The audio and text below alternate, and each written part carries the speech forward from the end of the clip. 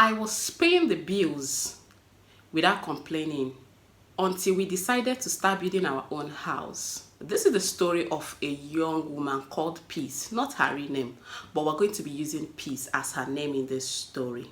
So don't go anywhere as we start. But wait, I'm going to be reading this story from my phone so I won't miss out anything, I won't make any mistake, because obviously it's not my story. But then, before we continue, go ahead to subscribe if today is your first time of seeing this channel. Like, comment, and equally share this video. Please like now. Thank you. How money destroyed my marriage. My name is Peace. Remember, not her real name. This is the name we gave her to tell this story. As we begin, I'm going to look straight into my phone so I don't make mistake. How money destroyed my marriage. I married a Muslim man who deeply loved me, or so I thought. He promised me he would never cheat or take another wife. I believed him because I loved him so much. I was the one supporting our home financially. I paid the rent. I have a small supermarket and also worked as a teacher. When we decided to build a house, he insisted that we register the land in his name. I bought the land. And I agreed out of love and trust. Well, that is women. Why won't you agree? But my elder sister was skeptical. What a good elder sister. She advised me to give him fake document. Really? Fake document with his name, while I kept the original land papers. I didn't argue, unlike me. I just listened and did what she said. Wow. After all, I was the one who bought the land with my own money. So I listened. We started building. I handled all the expenses. His only contribution was showing up to supervise. And even that, he collected money. Really? He collected money from me. He called it whole body money. Of course, you're going to give a supervisor whole body money. If you actually employed a supervisor, aren't you going to pay the supervisor? So of course, you're going to give a supervisor money. At one point, I needed more funds. So my sister advised me to pretend as if I was broke, just to see if he would step up. Yeah, I agreed, because I also needed financial help from her at that time. When I told him I needed help, his response broke my heart. He told me to borrow from the school I worked at, or better yet, sell my supermarket since I owned it. Wow, really? I was furious, but he managed to convince me that once we move into our house, we will stop paying rent and start saving. Brilliant. He said he planned to use the savings to start a business. I tried and believed him. I updated my sister. She was shocked and told me to act like everything was fine. You actually have a good sister, yeah. But warned me to stop loving him the way I used to. Chai. She even promised to loan me a few million naira to make it seem like I had sold my shop, because that was the idea she said I should go for.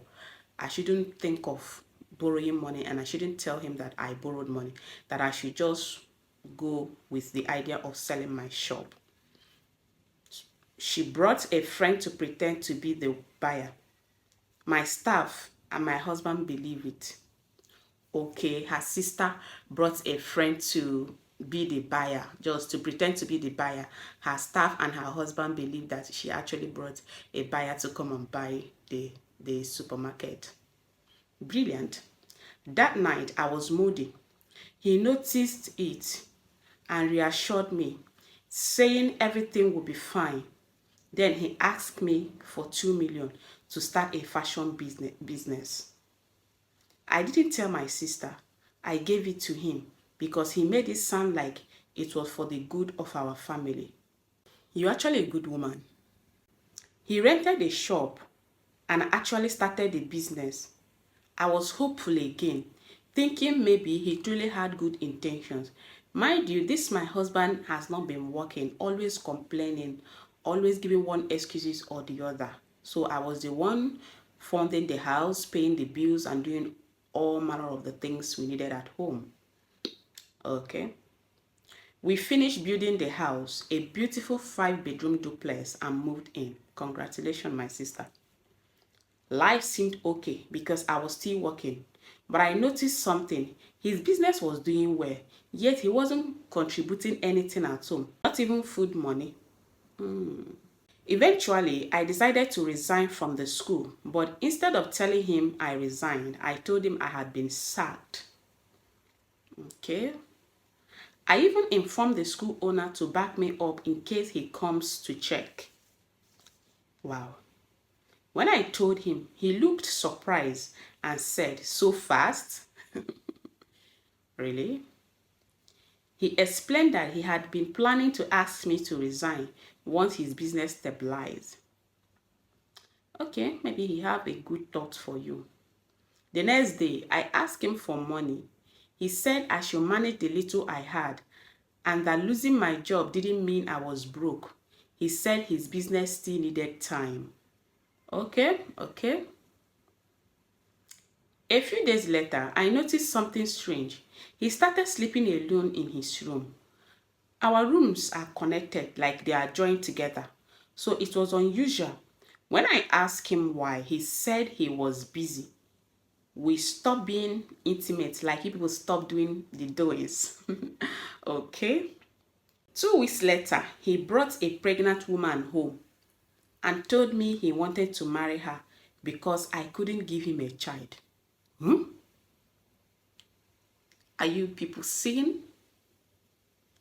The truth is, we were yet to conceive, but 3 different hospitals confirmed that the issue was from his side. He was receiving treatment, but I knew for sure that baby wasn't his because I married him as a virgin. Wow. I reminded him that I wouldn't leave the house I built with my money. He laughed and said, "Don't forget the land and house are in my name." I cried and asked, "So this was your plan all along?" He laughed again and called me a fool. I didn't argue. The next morning, I went to my sister's house and told her everything. She was shocked, very shocked, but proud that I had listened to her advice from the beginning. Obviously, normal me will not listen to that advice, but thank God I listened. She told me to quietly pack my things and move in with her so he could bring in his new wife. That way, we could take legal action. Okay, you have a brilliant sister. To my surprise, he put the house up for sale, only to realize he had fake documents. Wow, brilliant. My sister, our lawyer, and I showed up. I presented the original papers and asked him to vacate the house immediately. He just had to vacate the house without wasting time. Like, I don't understand. He left with his pregnant girlfriend. Wow. This story is really interesting. Now he's begging for forgiveness. But here is the big question. Should she forgive him?